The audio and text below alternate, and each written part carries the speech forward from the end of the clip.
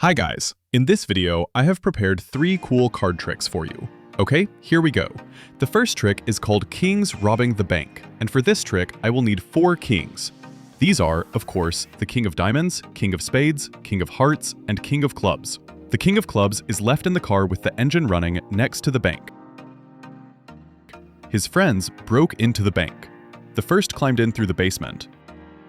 The second went in through the back door, and the third broke in through the front door, and they went about their dirty business. But then a police car showed up to respond to the call. The King of Clubs jumped up and shouted to his friends, "Run away! Police!" Immediately, the kings jumped out of the bank and ran away, leaving the policeman with nothing. Alright folks, let's move on to training. Okay guys, for this trick, we're gonna need 4 kings and a joker. The joker, that's gonna be the cop. I put him under the box and the kings on top of the deck. We're ready for the show. Now, say you need 4 kings. Count them out and turn them over like this. Show them all, turn over the kings, but turn over 3 more cards with them. Now, you say you need 4 kings, but you also need 3 random cards. These. Put them together with the kings. Yes, we've laid them out, we've shown that we need 4 kings, and we've got the pinky ready. That's it. Now on this pinky we have the cards. All of them. Here we have them. These cards. Now say that we have 4 kings. Grab them with your thumb and middle finger by the corners and count 1, 2, 3, and 4. Now with these remaining king cards, I put them on top. We say the King of Clubs stays in the car with the engine running next to the bank to help the friends get away, and the kings went into the bank. The first king went through the basement. The second king went through the back door. The third king broke in through the front door. And they went about their dirty business. But we actually have the kings lying here. Then a policeman showed up. The king yelled that it was time to run. The kings immediately jumped out of the bank, jumped in a car, and took off. That's the trick. Alright folks, second trick of the day. Tell me, have you ever traveled in a time machine? Oh, I don't think you have. Would you like to see what that journey looks like right now? I can't promise you that I'll take you back to when you were 18, but you and I are going to go back for a few moments. Just watch this trick.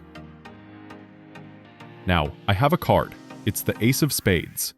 The Ace of Spades got on a time machine, started it up, and traveled into the future. Remember this moment. He had a friend, the Ace of Diamonds. The Ace of Diamonds also got on the time machine, started it up, but suddenly something went wrong. The time machine shook, and time flowed backwards. And you guys and I went back a few moments.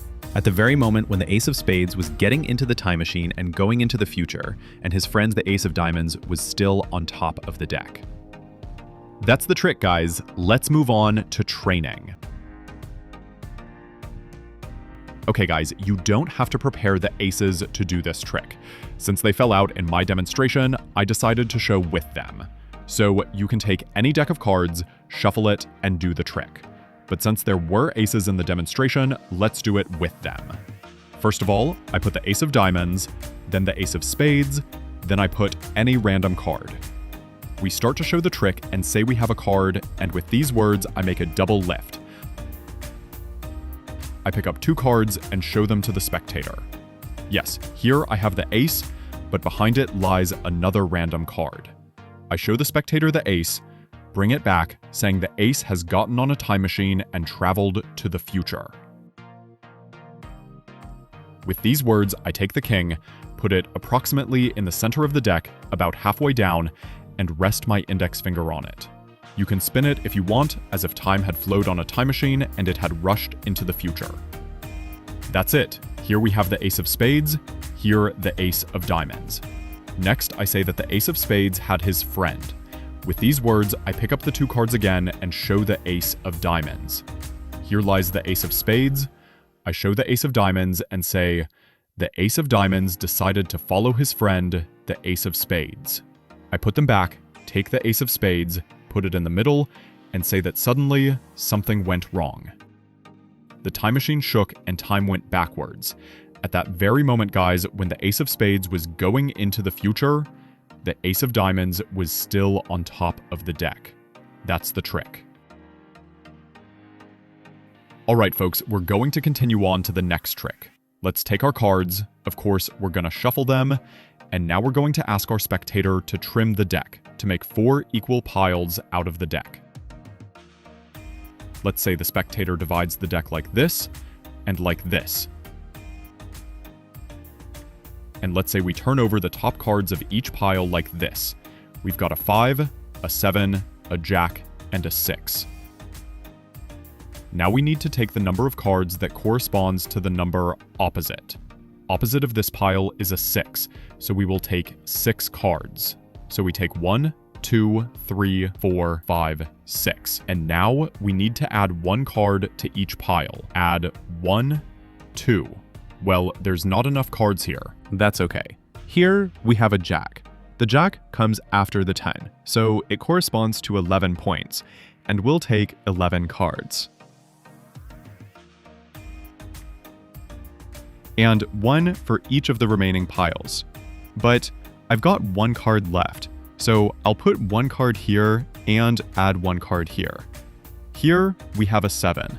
Let's take 7 cards. And 1 each for the remaining piles. Here we have 5.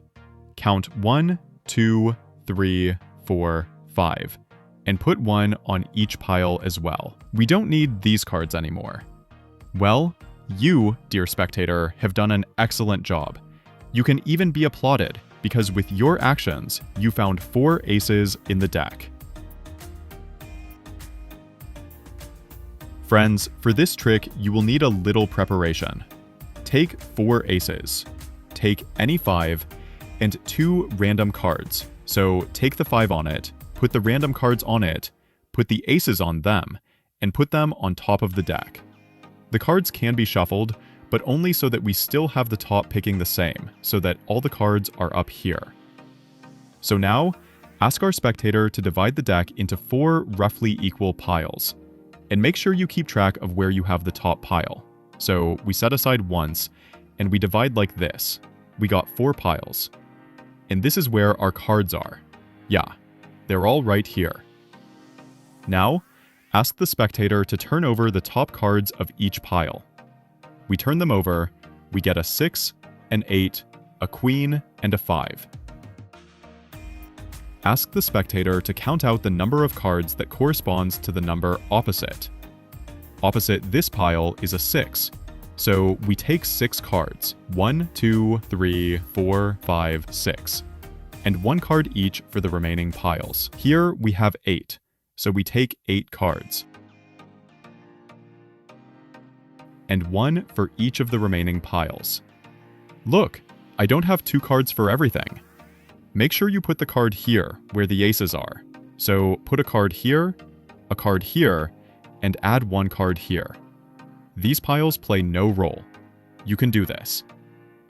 Next card, we have a queen. The queen corresponds to 12 because it comes after the 10. The values are Jack 11, Queen 12, King 13, so we take 12 cards.